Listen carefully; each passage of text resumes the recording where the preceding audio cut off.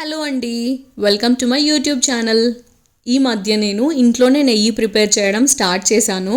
And ఇక్కడ చూసినట్టు పాలు వేడి చేసి చల్లరాక మీగడ ఫామ్ అవుతుంది కదా, అది తీసి బాక్స్లో స్టోర్ చేసి బాక్స్ని డీప్ ఫ్రీజర్లో పెడతాను.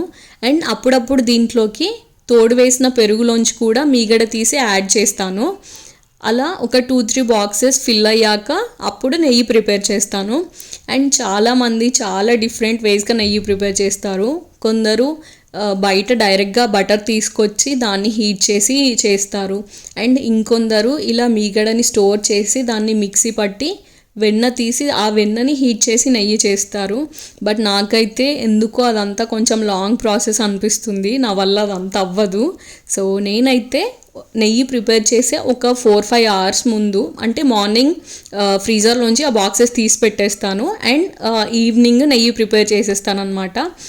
డైరెక్ట్గా లావుగా ఉన్న మూకుడు లేదంటే ఏదైనా కొంచెం లావుగా ఉన్న బౌల్ తీసుకొని ఆ బౌల్లోకి ఈ మీగడని మొత్తం బాక్స్లోంచి ట్రాన్స్ఫర్ చేసి స్టవ్ ఆన్ చేస్తాను. అండ్ మొత్తం స్టవ్ అయితే లో ఫ్లేమ్లో పెట్టి ఈ నెయ్యిని ప్రిపేర్ చేస్తాను. ఇలా మీగడ ట్రాన్స్ఫర్ చేశాక మనకి మీగడ మొత్తం కలర్ చేంజ్ అవుతూ ఉంటుంది. ఈ ప్రాసెస్ మొత్తం మనం లో ఫ్లేమ్లోనే పెట్టి చేయాలి. అండ్ మీగడ అడుగంటకుండా ఉండాలి కాబట్టి స్పూన్తోని మిక్స్ చేస్తూ ఉండాలి, కొంచెం మీగడ మొత్తం డార్క్ కలర్ అయ్యేదాకా.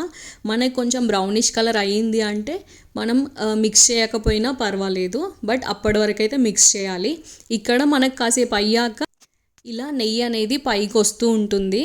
సో ఇలా నెయ్యి రావడం స్టార్ట్ అవుతుంది.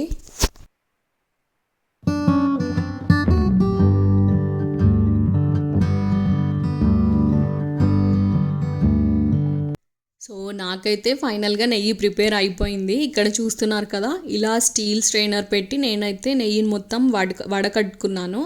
అండ్ ఆ బౌల్ని కూడా కొంచెం క్రాస్గా పెట్టాను అనమాట, ఎందుకంటే ఇంకేదైనా నెయ్యి ఉన్నా కూడా మనకి కిందికి జారుతుంది, కిందికి బౌల్లోకి వస్తుంది అనేసి. నాకైతే ఇంత నెయ్యి ప్రిపేర్ అయింది. కొంచెం నేను వైటిష్ కలర్ ఉండేలానే చూసుకున్నాను, నాకు ఎక్కువ డార్క్ కలర్ లాగా ఉంటే నెయ్యి నచ్చదు, కాబట్టి నేనైతే ఇలా తీసుకున్నాను.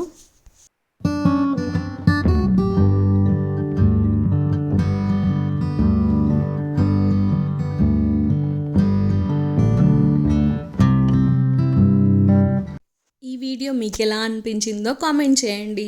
See you, take care, bye.